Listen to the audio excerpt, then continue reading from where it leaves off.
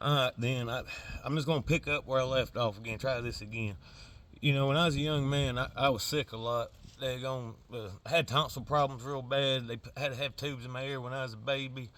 Um, and I had asthma real bad. I used to have an inhaler and stuff. You know, they told me I'd never have a dog, but look at me now.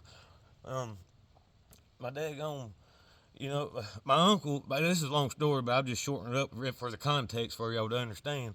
Um, my uncle was down in Atlanta one day, and he had to go to the mall to pick up something, and he said he met a man in the parking lot, which it's a weird story. Everybody disappeared, but he said he met a man in the parking lot. To give him a stick and two roots, and if a family member got sick, to pray over them, and they'd be healed, and they won't go through the sickness again or whatnot. I was real young, and I don't remember the full detail of the story, but anyhow, I was about 11 years old, and I was in the hospital, and they wanted to take my tonsils from me, and Mama was asking me, like, what do you want to do? And she's like, do you want James to bring the stick and pray? And I told her yes. I said, I call Uncle James and have him bring the stick up here, and we'll pray about it. Because, like I told Mama, they told me I didn't need my tonsils, but I said, Mama, the Lord put them there. He gave them to us for a reason. They serve a purpose. And, I was just a little boy, but I was scared of surgery too. But I fully believed, and I still believe. But my uncle come up there. He prayed with me. He prayed, and I left the hospital. Thank the Lord. True story. I ain't never been back. I ain't had to. Now I dealt with some stress a few years ago when I was a little, but I ain't been to the hospital. I had to take no medicine. I'm medicine free. You know, as long as we take care of ourselves, and don't eat processed food. That processed food's so bad for you, and it's our lifestyles is what gets us. You need good clean water, good sleep, and good quality food, good quality water too. Don't mess with the city water. Ain't no good, and some of the bottled water ain't. But on the other hand, we ain't worried about that at the moment. I want to get back to telling y'all about anyway, I left the hospital. Ain't been sick again, and well, fast forward, life throws you curves and this and that and other. The Lord never put a woman in my life, so it was just never got around to having kids or building my own life. And I used to get mad about it, and ask the Lord why I ain't found nothing yet, or why a woman ain't loved me, or why I can't find happiness, or this or that. But the truth is, I never loved myself, and that's something I had to learn, and I'm still working on it. You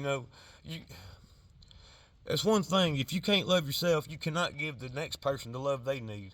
And it's a hard thing to tell you, to learn. But I'm working on it. And but anyhow, I times got rough, and I was staying in a tent for a little bit. And winter was coming, and this lady at the gas station was like, "You ain't worried about it getting cold, and what are you gonna do in the winter, or do in the winter time, and being by yourself out there in the woods?" I told her, I said, "I ain't by myself. Jesus is with me, and I ain't worried about it. Things will be all right." Well, I was there about 3 months, but I put myself there. I worked every day. This is something I had to do. I had to make a change, and I willingly put myself out there. Um, but she ended up making me a proposition, and she bought a camper, and she asked me if I'd trade work for a place to stay. She needed her house redone, or she needed her bathroom redone, the kitchen, and the plumbing.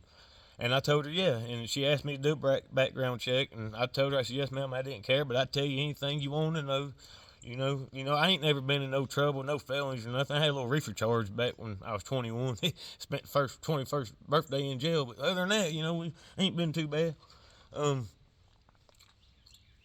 but anyhow, she told me that, I could stay in the front yard and we'll trade work for a place to stay, no money needed. Well, thank the Lord, that's another blessing He gave me, put me in her yard, and I was there for 3 whole years, and I go eat breakfast every morning, and the Lord put this other man in my life, old Pathfinder. He seen me praying over my breakfast one morning, and he called me over there to sit down and talk to him, and we talked, and we went on our way. A few weeks later, ran into him again. He said, Justin, come over here and sit down with me.